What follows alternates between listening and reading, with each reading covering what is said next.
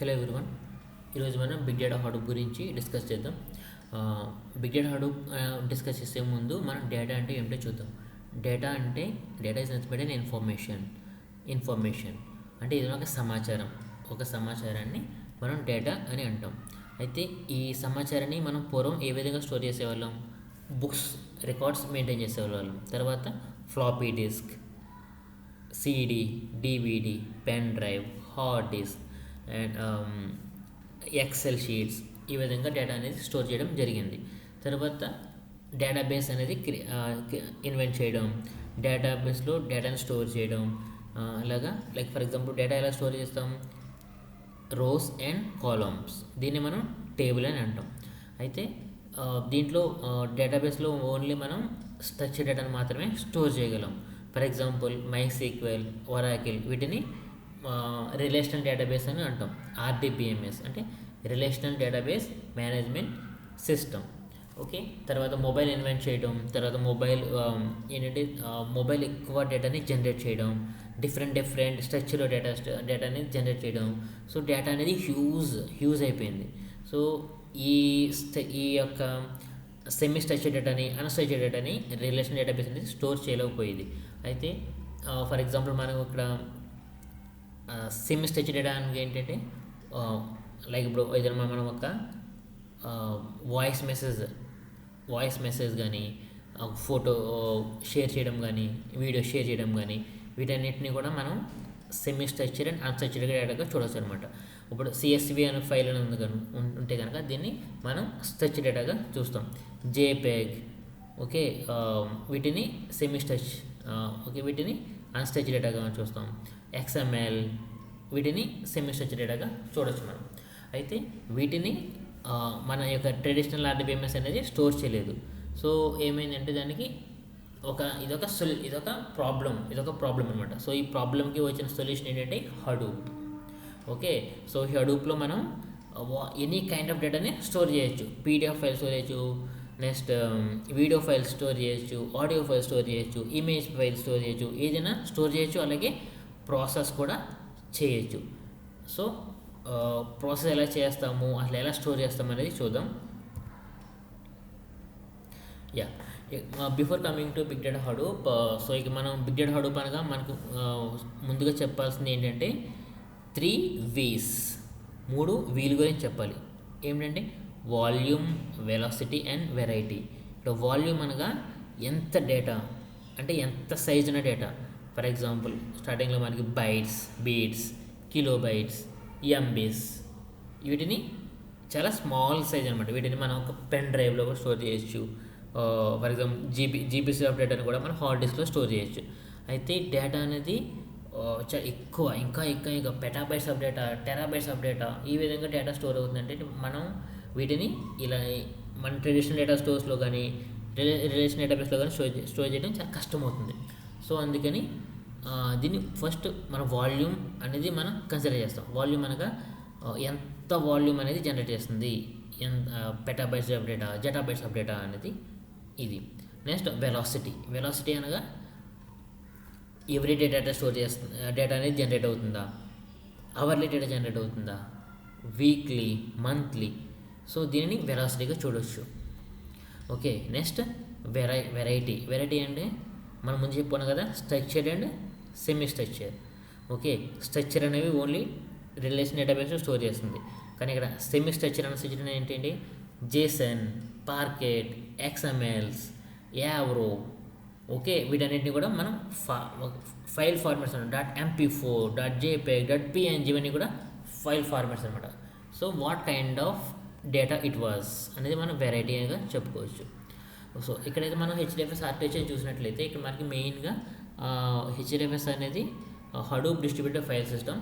Data అనేది distribute అవ్వి మొత్తం క్లస్టర్లో స్టోర్ అయి ఉంటుందన్నమాట. ఇక్కడ ఏంటంటే మనం HDFSని మనం మాస్టర్ స్లేవ్ ఆర్కిటెక్చర్గా దీన్ని చూడవచ్చు. ఇక్కడ మాస్టర్ అనేది నేమ్ నోడ్, స్లేవ్ అనేది డేటా నోడ్. అయితే ఇక్కడ మనకు one of the biggest advantage of big data Hadoop is no data loss. ఇక్కడ మనకి డేటా లాస్ అనేది ఉండదు. అంటే ఏ విధంగా ఉంటుందని చూద్దాం ఇక్కడ. సో ఇక్కడ మనకి ఫర్ ఎగ్జాంపుల్ క్లయింట్ అనేవారు, క్లయింట్ అని మేబీ నేను అవ్వచ్చు, క్లయింట్ నువ్వు మేబీ మీరైనా అవ్వచ్చు. ఏదైనా ఒక జాబ్ని హడూప్కి సబ్మిట్ చేసినప్పుడు, హడూప్కి ఇచ్చినప్పుడు, అంటే job is nothing but like for example I want to store some one video file. Okay, ఆ వీడియో ఫైల్ని నేను హడూప్లో స్టోర్ చేయాలనుకుంటున్నాను. అది ఏ విధంగా స్టోర్ అవుతుంది? అది నేమ్ నోడ్ ఫస్ట్ ఆ యొక్క రిక్వెస్ట్ నేమ్ నోడ్కి వెళ్తుంది. ఆ నేమ్ నోడ్లో ఏముంటుందంటే ఒక మెటాడేటా ఉంటుందన్నమాట. ఈ మెటాడేటా అంటే ఏంటంటే data about data. Okay, data about data అంటే ఇక్కడ మనకి ఈ మెటాడేటాలో ఏం స్టోర్ అయి ఉంటుంది? ఈ డేటా నోడ్స్ గురించి స్టోర్ అయి ఉంటుంది. డేటా నోడ్ అంటే ఏమిటి? మన యొక్క డేటాని భద్రపరిచే స్థలం అనమాట. అంటే ఇది ఒక స్టోరేజ్ లేయర్. మన డేటా అనేది ఇప్పుడు కూడా డేటా నోడ్లోనే స్టోర్ అవుతుంది, నేమ్ నోడ్లో స్టోర్ అవ్వదు.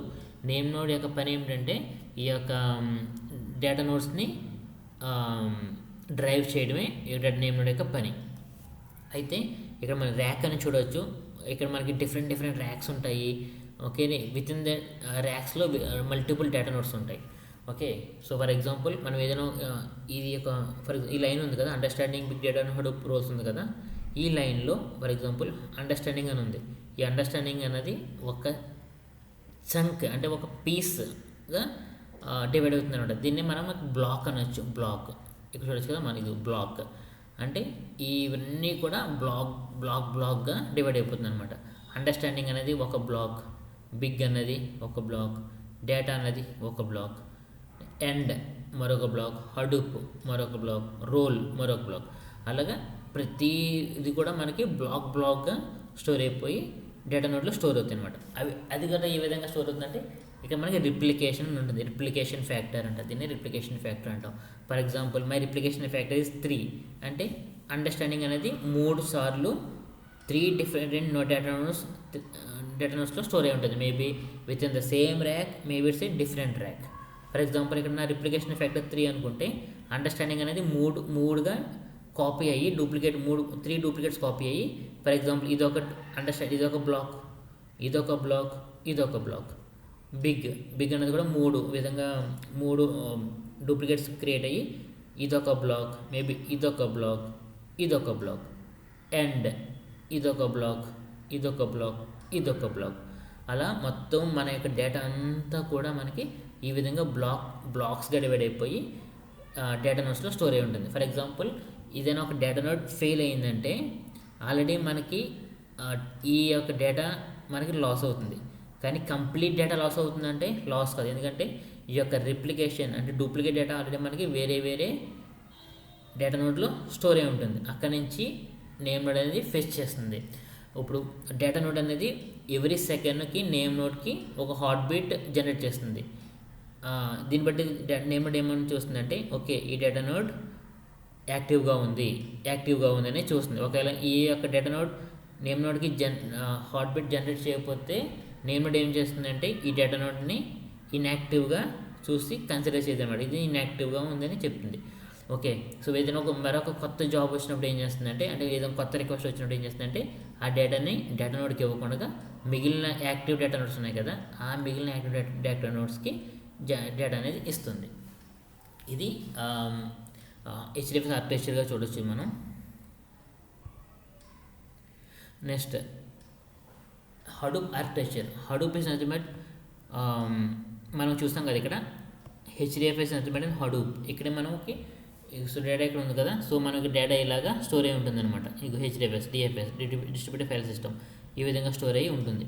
మన క్లయింట్ మనం చెప్పుకున్నాం కదా, మేబీ నేను అవ్వచ్చు, మీరు అవ్వచ్చు, ఎవరైనా సరే, అంటే ఎవరైనా ఒక రిక్వెస్ట్ని హడూప్ క్లస్టర్కి సబ్మిట్ చేస్తున్నామంటే వారిని క్లయింట్.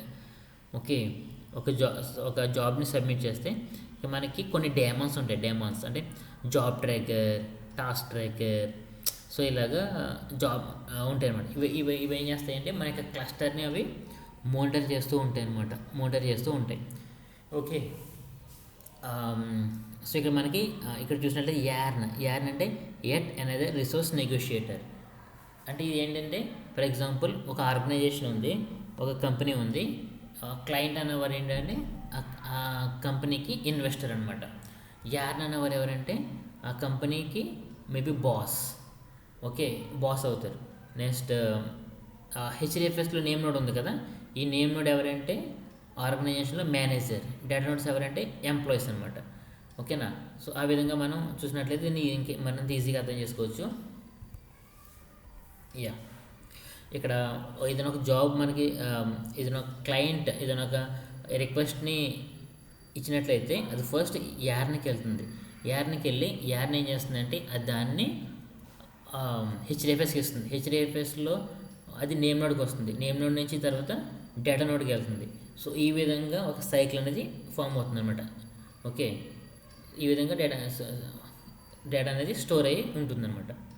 నెక్స్ట్ మ్యాప్ రిడ్యూస్ చూడవచ్చు. మ్యాప్ రిడ్యూస్ ఏంటంటే ప్రాసెసింగ్ ఇంజిన్. ఓకే, ఇప్పటివరకు హెచ్డిఎఫ్ఎస్లో మనం డేటాని స్టోర్ చేసుకున్నాం. స్టోర్ చేసిన డేటాని మనం ప్రాసెస్ చేయాలి కదా, అదే విధంగా చేయాలంటే మ్యాప్ రిడ్యూస్లో స్టోర్ చేస్తాం అనమాట. This is the map reduce.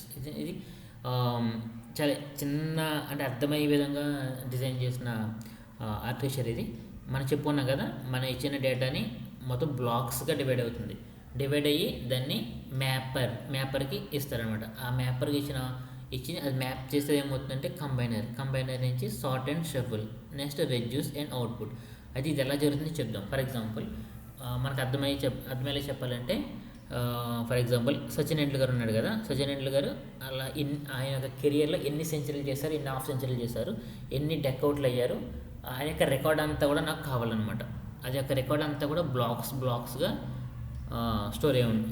ఇదంతా బ్లాక్గా అయ్యి నెక్స్ట్ ఇక్కడ 50s ఎన్ని చేశారు, సెంచరీలు ఎన్ని చేశారు, ఎన్ని డెక్అవుట్లు అయ్యారు, ఎన్ని 25s ఎన్ని 25s, అలాగే డేటా అంతా కూడా మ్యాపర్ తీసుకుంటుంది. ఆ డేటా అంతా కూడా మనకి కంబైనర్కి ఇస్తే వీటి కంబైనర్ ఏం చేస్తుందంటే ఇది అంతటి డేటా అంతటి కూడా పూలప్ చేస్తుంది అనమాట. పూలప్ చేసి దాన్ని సార్ట్ అండ్ షఫుల్కి ఇన్పుట్గా ఇస్తుంది. ఈ సార్ట్ అండ్ షఫుల్ ఏం చేస్తుందంటే దాని యొక్క అసెండింగ్ ఆర్డర్ కానీ డిసెండింగ్ ఆర్డర్లో కానీ అది తీసుకొని అది మళ్ళీ షఫుల్ చేసుకుని డేటా రెడ్యూస్కి ఇస్తుంది. అప్పుడు రెడ్యూస్ ఏం చేస్తుందంటే ఈ డేటా అంతటిని కూడా ఒక సింగిల్ అవుట్పుట్గా ఇచ్చి అది మనకి అవుట్పుట్గా ఇస్తుంది అనమాట. ఇది map reduce. Okay, so map reduce అనేది బిగ్ డేటా హడూప్ ఫ్రేమ్వర్క్కి ఇది ఒక హార్ట్ అనమాట. హార్ట్గా చెప్పుకోవచ్చు, ఒక గుండెకాయ లాంటిది అనమాట. ఓకే, సో ఈ వీడియోలో మనం అసలు బిగ్ డేటా హడూప్ అంటే ఏమిటి, అలా బిగ్ డేటా అంటే ఏంటి, అసలు ఎందుకు బిగ్ డేటా, హడూప్ ఎందుకు ఇన్వెంట్ చేశారు, అలా హడూప్లో ఏ విధంగా డేటా స్టోర్ అయి ఉంటుంది, ఏ విధంగా ప్రాసెస్ అయ్యి ఉంటుంది అనేది చూసాము. మనం కమింగ్ వీడియోస్లో మనం స్పార్క్ అంటే ఏంటి, స్పార్క్ని ఎందుకు ఇన్వెంట్ చేశారు, అయితే ఎందుకు స్పార్క్ని ఇప్పుడు అంతగా యూజ్ చేస్తున్నారు, ఎందుకు మ్యాప్ రిడ్యూస్ ఎందుకు యూజ్ చేయట్లేదు, అంటే మ్యాప్ రిడ్యూస్లో ఉన్న డిసడ్వాంటేజెస్ ఏంటి, స్పార్క్లో ఉన్న అడ్వాంటేజెస్ ఏంటి అనేది కమింగ్ వీడియోస్లో చూడవచ్చు. Thank you.